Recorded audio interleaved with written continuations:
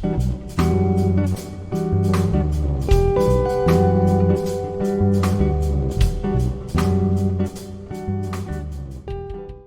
welcome to the Game is the Game podcast, episode 9. I'm gonna call this one 12 Things That Constitute Real Riches. So this is from Napoleon Hill's book, Think and Grow Rich.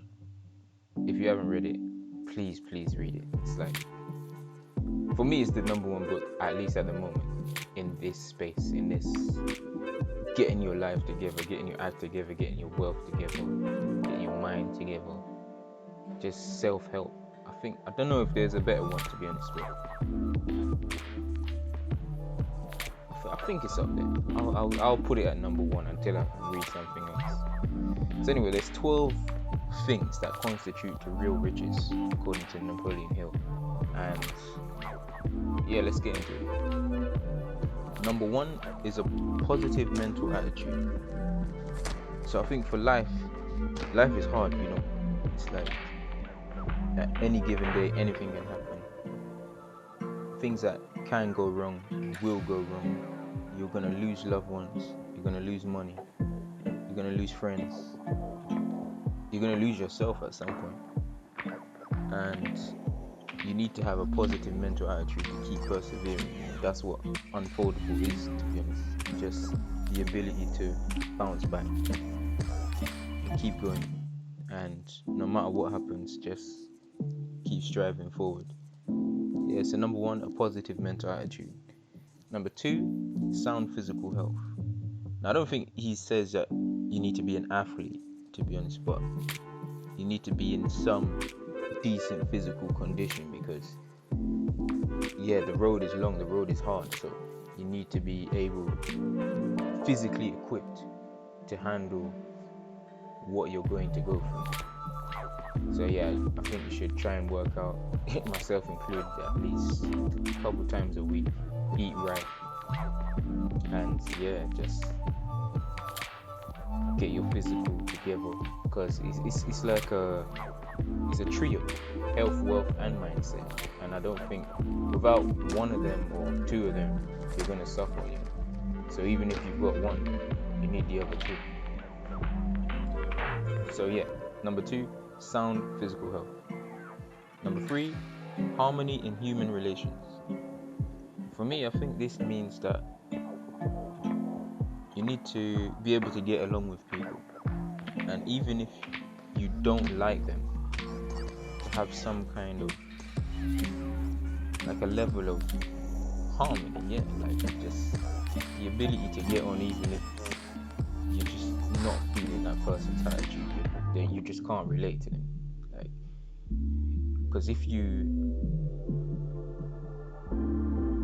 become the aggressor or the hater, or how you put it, it's just going to lead to more problems. So sometimes you need to take it. I guess it's be the bigger man, be the better person sometimes, let's say, just to keep the peace.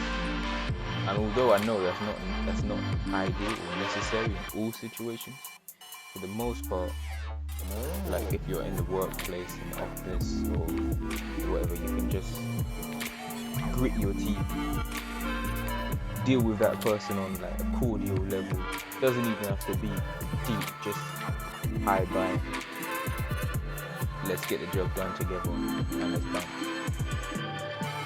But hopefully, for the majority of people, you can have a more meaningful relationship. But yeah, keep harmony, because if things are not harmonious, they're going to go south. So yeah, number three, harmony in human relations. 4, freedom from fear. This is a big one, because I think most people are fearful of the unknown, and fearful that you don't know what's going to happen if you just take the next step. And usually it's doing something that you've never done before. So you just need to go for it, to be honest. Like, just take action. Just take the first step, see what happens, and adjust as you go along. Equip yourself as you go along, And then as you're going along, you're going to learn new things. You're going to get better at whatever it is you're doing. You're going to meet new people who will also be able to help you along the way. So yeah, it's just the fear of starting is worse than the actual thing itself in most cases. So yeah, just you have to be childlike, I guess. Just go for it. Jump 2 feet and take it head on. So yeah, number 4, freedom from fear. 5, the hope of future achievement. I think you have to be somewhat content where you are, like to have gratitude, I guess. But at the same time, you need to strive. You gotta strive for the next level. And I know some people that strive and then just like there's just no end in sight. They just keep striving, reaching the goals, and then. But I guess it's the journey that really makes life what it is. But life is a journey, not a destination. You have to have something that wakes up and just hunger in your belly wakes up and drives you, something that you're focused on, that you want to achieve. It doesn't even have to be materialistic. It could be a health thing, it could be a wealth thing, it could be family, friends, relationships, whatever. But you have to have something that you got your eyes on. Keep your eyes on your prize. So yeah, number 5, the hope of future achievement. 6, the capacity for applied faith. Now I guess when people think of faith, they usually coincide that with religion. And religious people probably are the best to look at for having faith, because it's believing in something that you can't see, believing that it's possible, and putting your foot forward, knowing that if I keep going, I've got faith that this is going to come true, this is going to happen. But obviously, non-religious people can still have faith too. Yeah, just you have to believe, because if you don't believe, no one else is going to believe, and if you don't believe, no one's going to believe you, and if you don't believe, you're not going to believe yourself. When you say things, there's going to be a part of you that's like, nah, that can't happen, that can't be me, it can't happen to me. So yeah, you got to have faith that it's possible. As far away as it may seem at the moment, it's possible, because somebody like you, somebody who was in similar circumstances to you, has done it before. So there's no reason that you can't do it. As long as you follow the blueprint, keep consistent, stay disciplined, apply your own originality to it, and that's you, man. Alright, so number 6, that was the capacity for applied faith. Number 7, willingness to share one's blessings with others. So I think this means that once you do reach a level of success, I guess if you want to call it that, it's like you need to bless other people with what you've been given. Sometimes that's monetary, but it doesn't even have to be. Sometimes it could be with the knowledge that you've been given, because there's someone behind you that doesn't know what you now know, even if you don't think you know too much at the moment. Like, what you know has got you to where you are, and someone else is trying to get to your position, so you can help them with that knowledge. Like, you can pass it on freely. It doesn't, it might take up your time, but other than that, it's free to give, and it's free to show kindness, free to pass on your knowledge, because I don't know why people hold on to something when they can easily share it. It's like the advice that you give will bless someone else, who in turn will probably come around and bless you. But if you keep the blessing to yourself, there's nothing more to grow from it. So bless others with not just money, but your time and your knowledge. So 7, willingness to share one's blessings with others. Number 8, be engaged in a labor of love. Now, a lot of people are doing work that they don't love. Like they're just working dead-end jobs, or just paycheck to paycheck, just making enough to get by, or maybe not even making enough to get by. And very, very few people manage to monetize their passion, like get paid for doing what they love. Like, probably a tiny percentage of it. Because imagine, like, you're an author, you like to write books, someone's actually paying you to write books, or you like to play football, someone's paying you to kick a ball. Like, most people just kick a ball for free, and most people will write for free. And I think as long as you can do it for free, that is the first step to being paid for doing what you love.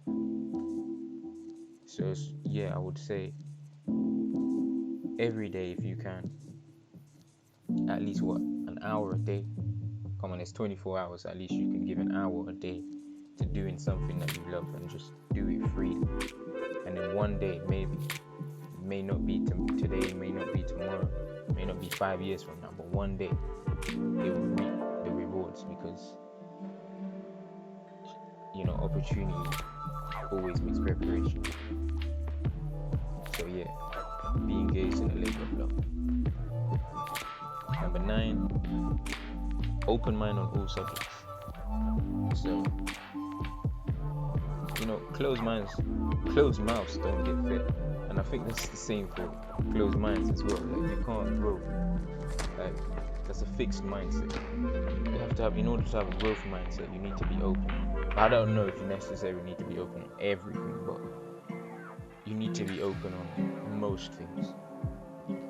And in order to do that, you have to kind of get away from some things that you've been taught, some things that you've taught yourself, and know that maybe there's another way, maybe there's another path.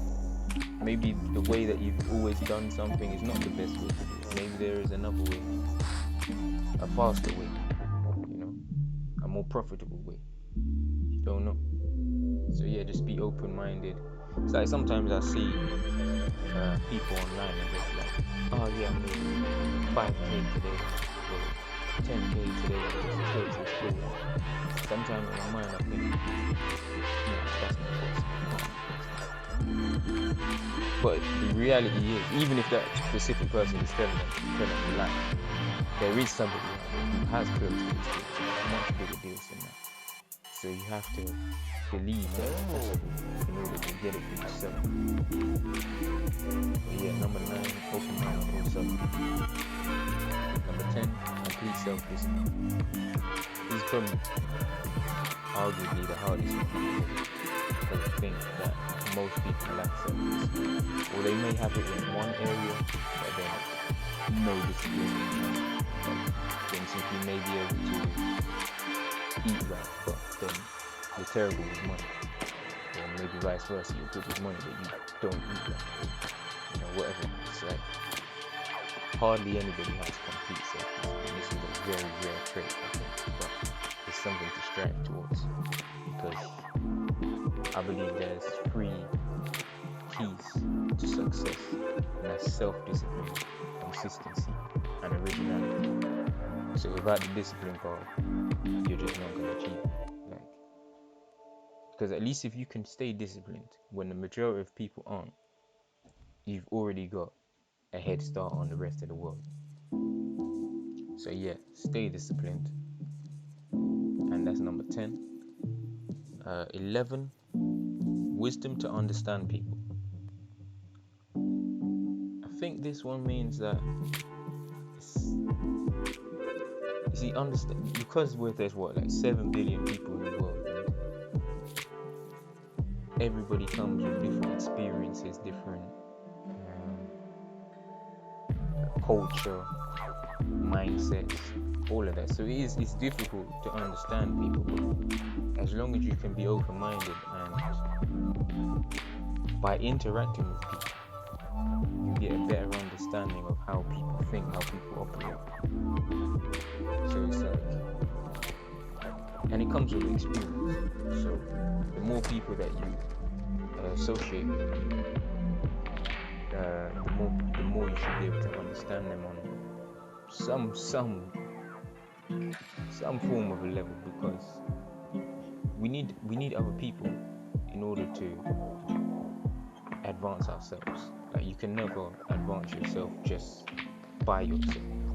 You need to be able to use other people to grow in business, to doing deals with them as customers, or even you are the customer and they're the seller.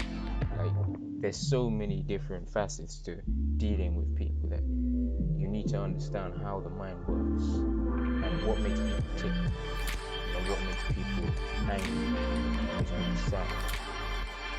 And the more you can understand how people think, how their minds work, the better for you in terms of progressing, because a lot of life is about relationships, fostering relationships, building relationships that can be long lasting. So yeah, understanding is key. And number 12, the last but not least, is financial freedom. He actually put the money at the end. So money comes at the end of the list. But yeah, financial freedom, that's the key. That's what we all dream about. That's what we all chasing. Like, the ability just to do what you want, when you want, and to have no financial constraints. So you can't. Because a lot of the time we're like, oh no, I can't do that because I don't have enough money. Or, oh no, I can't buy that today, I don't have enough money. It always comes down to not having enough. So when you have more than you need, you'll be free. So yeah, that's the 12 things that constitute real riches, from the book Think and Grow Rich by Napoleon Hill. Definitely read it if you haven't read it already. Yeah, man. Signing out. Yeah, just remember, life is a journey, man. And the game is the game.